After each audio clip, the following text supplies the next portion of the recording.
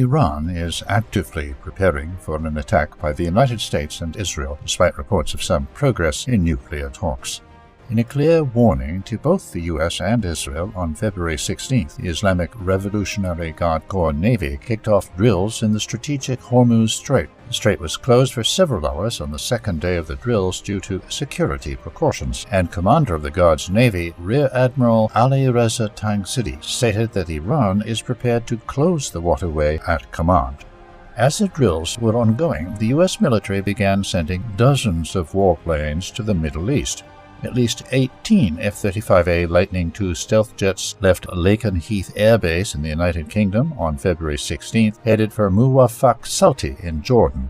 The next day, a dozen F-22 Raptor stealth jets left Langley Air Force Base in Virginia, heading east. At least 6 landed at Lakenheath Air Base in the UK. In addition, at least 48 F-16 Fighting Falcons moved toward the Middle East. The multi-role fighter jets took off from Aviano Air Base in Italy, Spangdahlem Air Base in Germany, and McEntire Joint National Guard Base in South Carolina.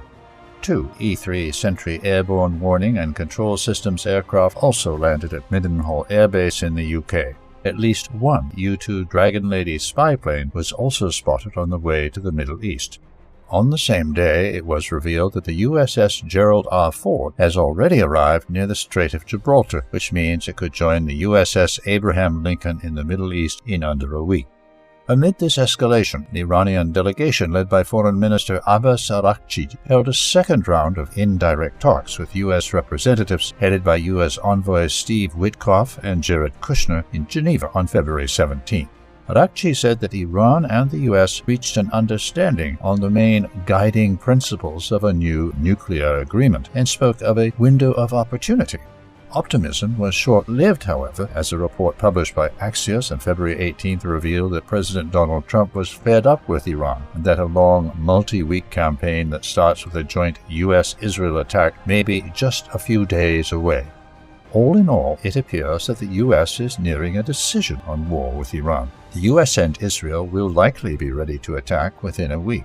Iran will likely react with full force. Closing the Hormuz Strait will be an option for the Islamic Republic.